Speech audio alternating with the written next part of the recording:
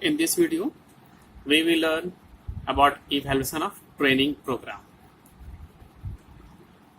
How to measure the effectiveness of our training program using Kirkpatrick model. देखिए generally ये देखा जाता है कि ट्रेनिंग दे करके किसी भी ऑर्गेनाइजेशन में एम्प्लॉयज को इसी तरीके से अगर छोड़ दिया जाए तो फिर पता नहीं चलेगा कि ट्रेनिंग दिए तो उसका क्या फायदा हुआ।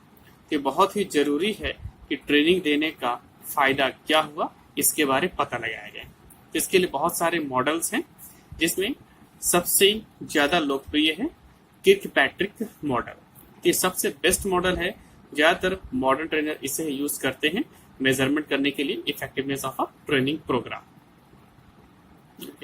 About the model, Donald Kirkpatrick, former professor, retired from the University of Wisconsin, first published his model in 1959.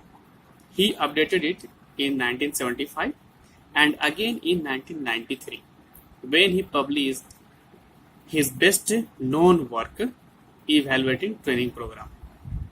तो डोनाल्ड किर्कपैट्रिक ने इसे डेवलप किया। इसमें देख रहे हैं फर्स्ट डेवलप किया गया 1959 में, फिर 2 बार इसे अपडेट किया गया है। Each successive level of the model represents a more precise measure of the effectiveness of a training program. इसमें 4 लेवल हैं जो आगे बताया जाएगा। तो हर एक लेवल जो प्रेजेंट करता है effectiveness of a training program. It was developed further by Donald and his son James. बाद में डोनाल्ड किर्कपैट्रिक और उनके बेटे जेम्स ने इसे डेवलप किया and then by James and his wife, और उसके बाद जेम्स और उसकी वाइफ ने इसे डेवलप किया। वाइफ का नाम है Wendy Kesar Kirkpatrick. In 2016 James and Wendy revised and clarified the original theory and introduced the new World Kirkpatrick model in their book 4 Level of Training Evaluation. One of the main additions is an emphasis on the importance of making training relevant to people's everyday jobs. The 4 levels are, वो जो 4 level थे, ये 4 level ये हैं। First one is reaction, second learning, third behavior, and the fourth one is result. Result may be also called organizational performance. This is level 4. This first level, first reaction, level 2 learning, third behavior change, and fourth organizational performance. Now come to the level number 1, reaction.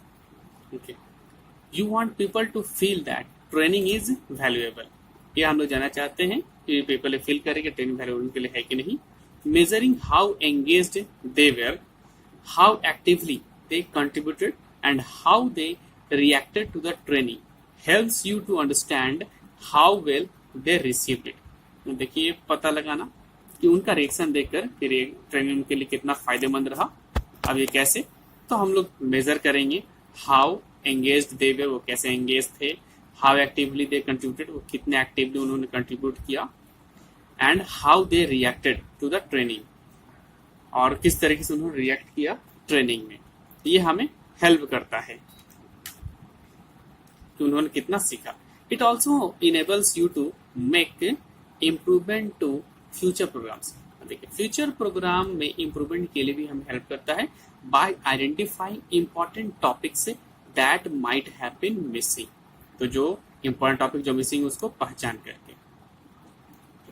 Question to ask training include. देखिए training से जो हम लोग question training के दौरान वो ये सब इंक्लूड है।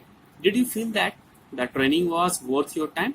इन सारे क्वेश्चन को पूछकर हम लोग रिएक्शन का पता लगा सकते हैं। जिससे पूछेंगे क्या आपको लगता है कि ट्रेनिंग आपके लिए फायदेमंद रहा। Did you think that it was successful. What were the biggest strengths and weaknesses of the training. Did you like the venue and presentation style. ये सारे क्वेश्चन है जिनको पूछकर हम लोग आंसर लेकर ट्रेनी के रिएक्शन का पता लगा सकते हैं। क्वेश्चन और भी हैं। Did the training session accommodate your personal learning styles.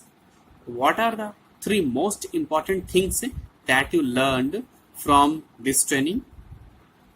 From what you learn, what do you plan to apply in your job. ये कुछ क्वेश्चन थे जिनको पूछकर ट्रेनिंग का रिएक्शन पता लगा सकता है। इसके अलावा और भी क्वेश्चन पूछे जा सकते हैं ट्रेनिंग के रिएक्शंस पता लगाने के लिए।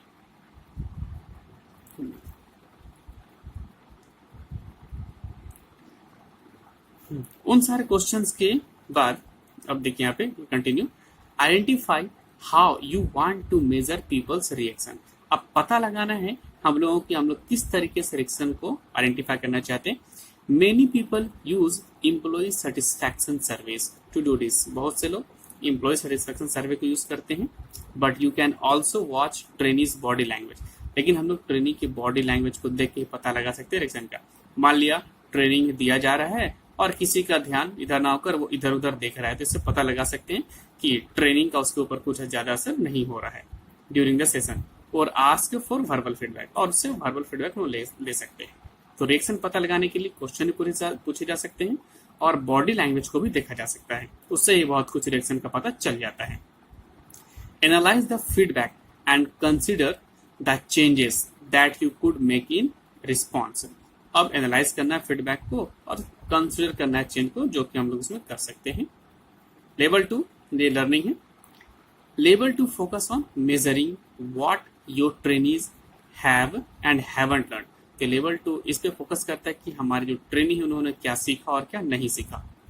इन the new world version of the tool, level 2 also measures what they think they will be able to do differently as a result, how confident they are that they can do it, and how motivated they are to make changes। अब ये पता रहता है कि हमने training दिया, अब कितनी कॉन्फिडेंट है ट्रेनिंग कि उस काम को कर पाएंगे और कितने मोटिवेटेड है उस न्यू चेंजेस को अपनाने के लिए। This demonstrates how training has developed their skills. तो ये प्रदर्शित करता है किस तरीके से ट्रेनिंग डेवलप किया उनके स्किल्स को, एटीट्यूड्स को और नॉलेज को, as well as their confidence and commitment. You can measure learning in different ways depending on the objectives. Different way में हम लोग लर्निंग को मेजर कर सकते हैं जो ऑब्जेक्टिव्स के ऊपर डिपेंड है, but it's helpful to measure these areas both before and after training. लेकिन ये हेल्पफुल है कि उनका जो मेजरमेंट हो ट्रेनिंग का वो ट्रेनिंग से पहले हो और ट्रेनिंग के बाद हो। जैसे कि मान लिया ट्रेनिंग के पहले कुछ क्वेश्चंस दिए गए और उसका आंसर करेक्ट कर लिया गया, और ट्रेनिंग के बाद अगर उसी सारे क्वेश्चंस को क्वेश्चन ऑर्डर चेंज करके दे दिया जाए और फिर से उसका आंसर करेक्ट किया जाए और फिर दोनों आंसर सेट को मैच किया जाए, तो जो ही स्कोर, अगर हम नंबरिंग करेंगे जो स्कोर बढ़ेगा तो उससे पता चल जाएगा कि ट्रेनी ने पहले उनका क्या नॉलेज था, अब नॉलेज क्या हो गया, तो उससे पता लगा सकते कितना वो लोग एक्स्ट्रा सीखे। सपोज मान लो कि किसी का मार्क्स आया 20%, अब ट्रेनिंग के बाद उसका मार्क्स हो गया 70%, तो 50% एक्स्ट्रा हो गया, वो उसने सीखा। Before the training begins, test your trainings to determine their knowledge, skill level and attitude. Then when the training is finished, test your trainees a second time to measure what they have learned, or measure their learning with interviews or verbal assessments. Third level is behavior. This level helps you to understand how well people apply their training. It can also reveal where people might need help, but behavior can only change when conditions are favorable. देखिए इसमें इस level पे ये हमारा help करता है understand करने में कि how will people apply their training, कि पीपल जो सीखे उसको कितना अप्लाई कर रहे हैं। It can also reveal where people might need help. इससे ही पता लगा सकते हैं हम लोग कि क्या पीपल्स को कुछ हेल्प की जरूरत है। But behaviour can only change, लेकिन बिहेवियर तभी चेंज होगा व्हेन कंडीशंस आर फेवरेबल, जब कंडीशन फेवरेबल है। नहीं तो ट्रेनिंग लेने के बाद, बहुत कुछ सीख लेने के बाद भी अगर बहुत सारे कंडीशंस हमारे फेवर में नहीं तो हमने जो सीखा उसको अप्लाई नहीं कर सकते, यानी बिहेवियर चेंज नहीं हो सकता है। Imagine that you are assessing your team members after a training session. अब मान लिया कि आप असेसमेंट कर रहे हैं अपने टीम मेंबर्स का एक ट्रेनिंग सेशन के बाद, You can see little change and you conclude that they learned nothing.